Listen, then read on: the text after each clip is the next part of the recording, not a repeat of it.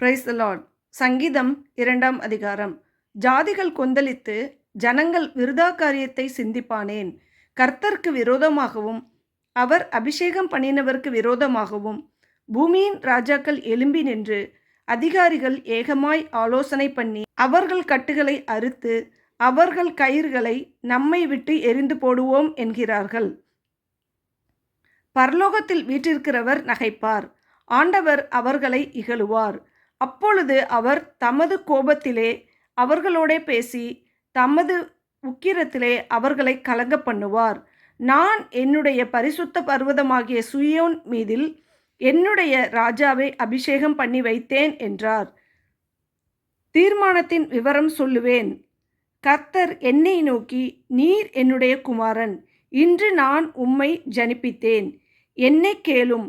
அப்பொழுது ஜாதிகள் உமக்கு சுதந்திரமாகவும் பூமியின் எல்லைகளை உமக்கு சொந்தமாகவும் கொடுப்பேன். இருப்பு கோலால் அவர்களை நொறுக்கி குயக்கலத்தைப் போல் அவர்களை உடைத்து போடுவீர் என்று சொன்னார். இப்போதும் ராஜாக்களே, உணர்வடையுங்கள். பூமியின் நியாயாதிபதிகளே, எச்சரிக்கையாய் இருங்கள். பயத்துடனே கர்த்தரை சேவியுங்கள், நடுக்கத்துடனே களி கூறுங்கள். குமாரன் கோபம் கொள்ளாமலும் நீங்கள் பலியிலே அழியாமலும் இருக்கும்படிக்கு அவரை முத்தஞ்செய்யுங்கள். கொஞ்ச காலத்திலே அவருடைய கோபம் பற்றி எரியும். அவரை அண்டிக் கொள்கிற யாவரும் பாக்கியவான்கள். ஆமேன். ஏசப்பா இந்த வசனத்தில் என்ன சொல்லியிருக்காங்கன்னா, ஆண்டவரோட பிள்ளைங்களுக்கு எதிராக எவ்வளோ பெரிய அதிகாரத்தில் இருந்தால் கூட, பெரிய ராஜாக்கள் இருந்தாலும் அவங்களுக்கு எதிராக என்ன காரியங்களை வாய்க்க பண்ணணும்னு நினச்சாலும் அது அவங்களுக்கு வாய்க்க பண்ண முடியாது. அது அதமாகி தான் போகும். ஆண்டவர் ஒரு வசனம் சொல்லியிருக்காரு, நீ உயிரோடு இருக்கும் நாளெல்லாம் உனக்கு முன்பாக ஒருவனும் எதிர்த்து நிற்பதில்லை அப்படின்னு சொல்லியிருக்காரு. ஆண்டவரோட பிள்ளைங்களுக்கு எதிராக யாராலையும் நிற்க முடியாது. அப்படி அவங்க பண்ணணும்னு நினைக்கும்போது ஆண்டவர் அவங்க மேலே ரொம்ப கோபம் கொண்டு அவங்கள அவர் கலங்க பண்ணிடுவார்.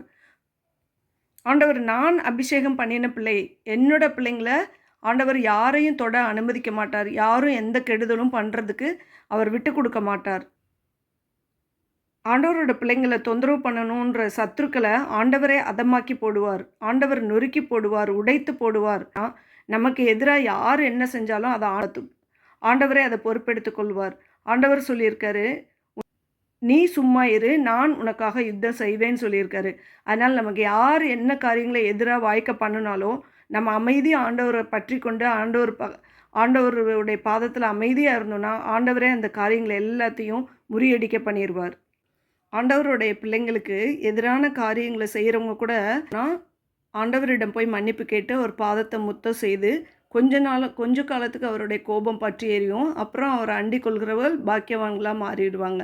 அதனால் பாவமே செய்கிறாங்க, தப்பே செய்தால் கூட நம்ம ஆண்டவர்கிட்ட போய் திருப்பி நம்ம மன்னிப்பு கேட்டு நம்ம பாவத்தை ஒப்பு கொடுத்து நம்ம மன்னிப்பு கேட்டு ஆண்டவர் பாதத்தை பற்றி கொண்டோன்னா நம்ம என்னவாயிருவோம், பாக்கியவான்களாக மாறிடுவோம்.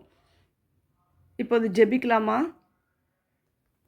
அப்பா, ஸ்தோத்திரம் ஆண்டவரே, ஸ்தோத்திரம் ஸ்தோத்திரம் ஸ்தோத்திரம் ஸ்தோத்திரம். அப்பா, இந்த வாசித்து தியானித்த அந்த வசனங்கள் எங்களுக்குள்ள கிரியை செய்யட்டும் ஆண்டவரே. உமக்கு பிரியமான பிள்ளைகளாக நாங்கள் இருக்கட்டும் அப்பா.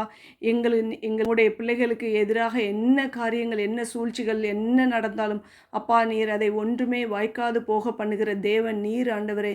எங்களை நீர் பாதுகாத்து கொள்கிற தயவிற்காக உமக்கு ஸ்தோத்திரம். எந்த காரியமும் எங்களை தொடாதபடிக்கு நீர் வேலியடைத்து பாதுகாத்து கொள்கிறீரே, உமக்கு நன்றி அப்பா. எங்களை உமது சட்டைக்குள்ளே மறைத்து பாதுகாத்து கொண்டிருக்கீங்கப்பா.